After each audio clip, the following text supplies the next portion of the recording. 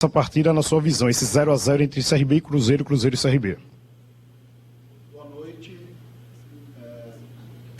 Alô, melhorou? Boa noite. A gente sabia que seria um jogo difícil, um jogo que ia exigir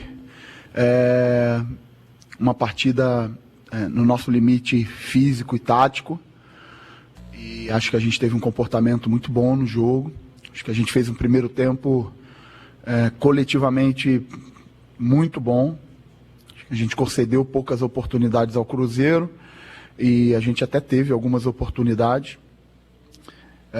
No segundo tempo, agredimos menos do que o primeiro tempo, mas, na minha visão, fomos assim, coletivamente muito bem organizados o tempo todo. Acho que isso tem muito a ver com o momento e com a entrega desses jogadores. Tenho falado sempre que o nosso time é um time que não deixa de correr, é um time que não deixa de se entregar nos jogos. Essa nunca foi uma questão no nosso time desde que eu cheguei aqui. Mas é uma primeira parte, é uma primeira perna de um duelo de 180 minutos. Vai ser dificílimo no jogo de volta. A gente precisa realmente virar a chave agora para o Campeonato Brasileiro, que é um objetivo primário da gente. Pergunta do Ricardo Amaral, da TV Gazeta de Alagoas. Barroca, boa noite. Pelo futebol apresentado e as chances criadas, mesmo o resultado sendo natural fora de casa, você acredita que o CRB poderia ter saído com vantagem para o segundo jogo? Não, acho sinceramente que o Cruzeiro teve mais volume de jogo do que a gente ofensivo, mas acho que a gente teve boas oportunidades no primeiro tempo. Acho que a gente finalizou bolas talvez até mais perigosas. O Cássio fez uma defesa difícil ali no primeiro tempo. Albino também trabalhou bem no jogo. Jogo difícil, um jogo como a gente imaginava que seria aqui. Mas, mais uma vez, exaltar a postura do time, a postura dos jogadores, dos que entraram, o comprometimento tático assim, impecável, a vontade de executar aquilo que a gente combinou, também muito próxima do limite. E mais um jogo aí que a gente não sofre gol, né? 2 jogos seguidos, isso é sempre importante, isso vai dando cada vez mais confiança e solidez para a nossa equipe.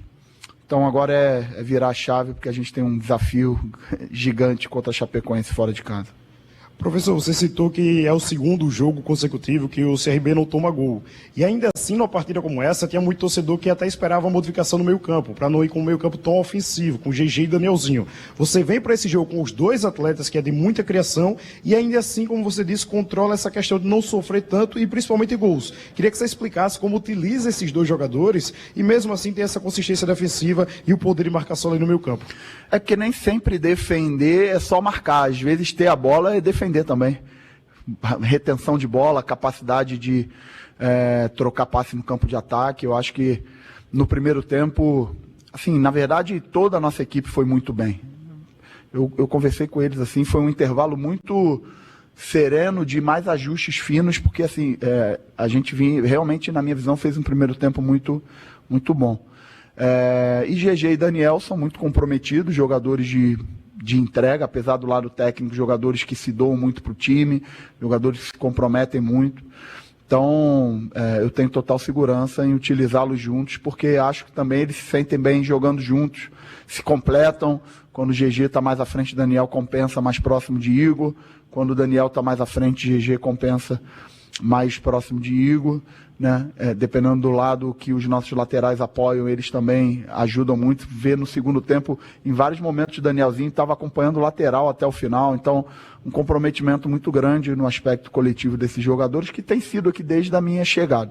Tá? Pergunta do Luciano Costa, da Jovem Pan News.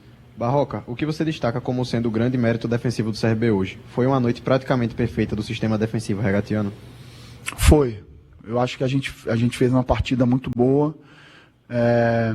Foi uma partida em que os nossos atacantes precisaram marcar, precisaram se comprometer, tanto os atacantes de lado como o nosso centroavante. Mikael teve uma função muito importante sem bola, de neutralizar o volante que jogava à frente da saída de 3 deles. E, na minha visão, fez isso bem. Depois Potker também trabalhou nessa dedicação de de neutralizar o Lucas, tinha entrado ali, é um jogador perigoso, um jogador que chuta de fora, um jogador que tem passe longo. Então Potker acabou trabalhando muito ali para neutralizar a construção de Lucas Silva. E acho que, de uma forma geral, nossa equipe teve uma postura muito boa em bola parada, em cruzamento, em bloqueio de chute. Então foi uma noite muito boa no aspecto defensivo. Professor, eu queria que você falasse especificamente de um jogador, que é o Mikael.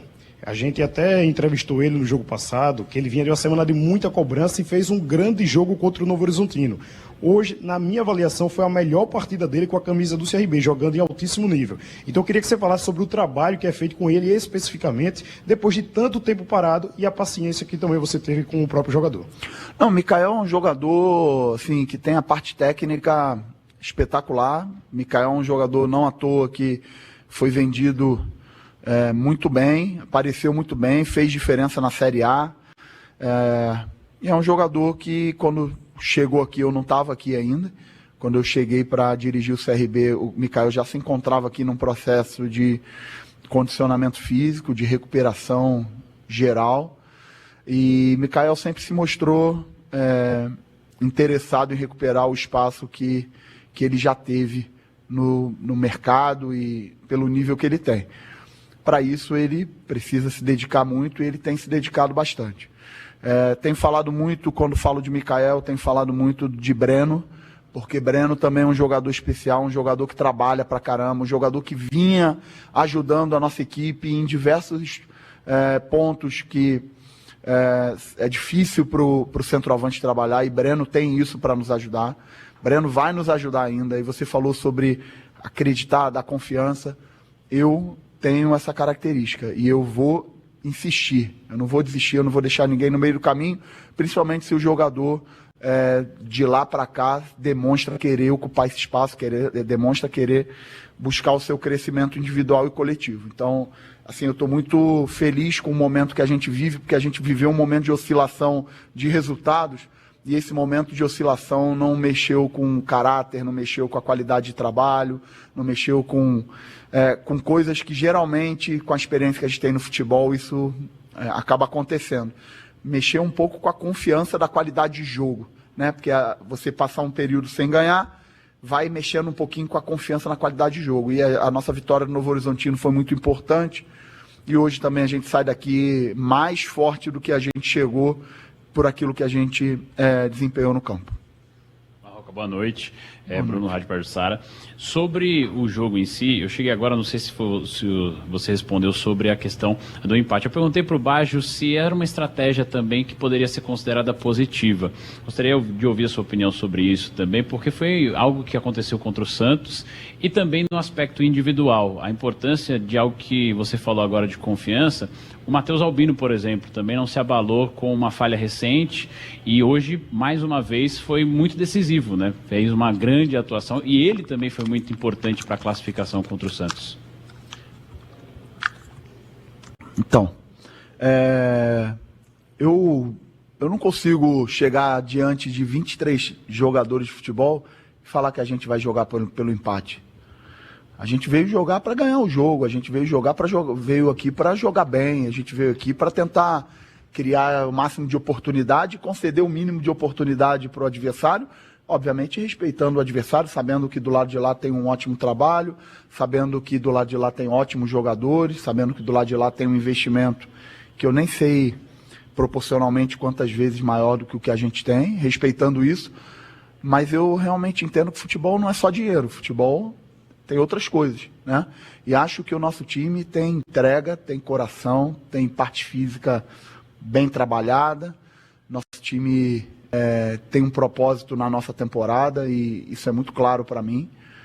Os jogadores correspondem com relação com essas provocações que a gente faz a eles. Então, a gente vai sempre tentar buscar um melhor rendimento para se aproximar das vitórias. Sobre o que você falou do Matheus, como eu falei do Mikael, acho que serve para o Matheus. O Matheus é um jogador extremamente importante, não só Matheus, mas a equipe de goleiros que a gente tem Vitor, a gente tem Fábio, a gente tem Pablo, todo mundo trabalhando no limite, né? E o Matheus é É o jogador que representa essa equipe, que está representando essa equipe de goleiros que a gente tem muito bem trabalhada pelo Luciano, pelo Alex, e que tem a minha confiança plena. Eu não posso, em um momento que de repente acontece uma falha, até porque eu já falei anteriormente, eu também cometi algumas falhas no meio desses jogos, eu não posso excluir ou tirar a confiança deles. Pelo contrário, a gente precisa corrigir de forma justa, clara, honesta e chegar a um senso comum para que todo mundo esteja na mesma página da construção daquilo que a gente vem tentando fazer. Professor, é claro que antes do próximo jogo da volta ainda tem a Chapecoense pela Série B do Campeonato Brasileiro. Mas agora, no calor do momento, eu sei que você ainda vai estudar o Cruzeiro da volta, mas o que é que você imagina dessa partida? De estratégia de jogo mesmo? Eu imagino que vai ser um jogo dificílimo, como foi aqui. A equipe do Cruzeiro é uma equipe que tem muitas ferramentas de construção e de definição. Tem jogadores com alto poder de definição, tem jogadores com uma bola parada muito forte, zagueiros altos com capacidade de definir em bola aérea. A equipe do Cruzeiro tem chute de fora da área com o Matheus, com o Lucas, com o Romero, com o Eduardo, com o Christian. A equipe do Cruzeiro tem o Fagner, que é um lateral de Copa do Mundo. Tem o Kaique, que é um jovem que adorei o jogo que ele fez hoje aqui, jogou pra caramba. Então, assim, a equipe do Cruzeiro é muito forte. Agora, a gente também tem os nossos valores, né? A gente também tem uma equipe competitiva e a gente espera no jogo de volta ser a nossa melhor versão em tudo aquilo que o jogo pede, que é parte técnica, física, tática e mental. Para a gente encerrar, eu queria fazer duas perguntas em uma. A primeira é se no domingo é força máxima contra a Chapecoense ou pode segurar alguém. E claro que você convoque a torcida, que eu acredito que é a maior vantagem que o CRB vai ter na próxima semana diante do Cruzeiro. Eu não gosto de ficar fazendo charme com relação a esse tipo de coisa, não. Eu gosto de ser direto. Por mim até, já falei isso, os treinamentos eram todos abertos, porque acho que isso cria uma conexão com vocês, isso cria uma conexão com o torcedor também, que é importante. Eu realmente preciso ver como é que vai ser a recuperação física, porque eu só comecei a mexer na metade do segundo tempo. Eu preciso ver individualmente como é que vai estar isso. A gente tem uma equipe aqui de fisiologia que vai analisar para eu fazer escolhas, mas com certeza o meu foco é entrar com o que eu tiver de melhor para o jogo da Chapecoense, porque o jogo é importantíssimo, né? A Série B é um dos principais objetivos que a gente tem na nossa temporada. É um jogo contra uma equipe que está acima da gente e que a gente tem ambições de encostar no grupo de cima. Um jogo fora de casa contra um adversário que vive um momento muito bom. Então eu não posso pensar diferente de entrar com o que eu tenho de melhor para jogar esse jogo, né? Espero que todos os jogadores estejam aptos para que eu possa fazer boas escolhas. Agora eu vou começar a estudar a Chapecoense taticamente, não estudei ainda, para que a gente faça um grande jogo lá. E eu queria que você fizesse já uma convocação para o torcedor na próxima semana também. Assim, de coração aberto, eu estou há muito pouco tempo aqui, né? E todos os jogos que a gente fez em casa foi sempre muito especial. A gente tem sido muito forte em casa. Inclusive nos jogos que a gente não venceu, a gente jogou pra caramba, a torcida sempre apoiou. Com certeza jogar na nossa casa com o apoio do nosso torcedor é um elemento que nos instiga e nos desafia a entregar o resultado que a torcida espera da gente. Então, com certeza, ver os torcedores lá do jeito que eles nos ajudam vai ser importantíssimo para a gente, para que a gente se motive cada vez mais a conseguir essa classificação que é tão importante. Tá, e esse foi o técnico Eduardo Barroca. Agradecer aqui a ele pela coletiva, para você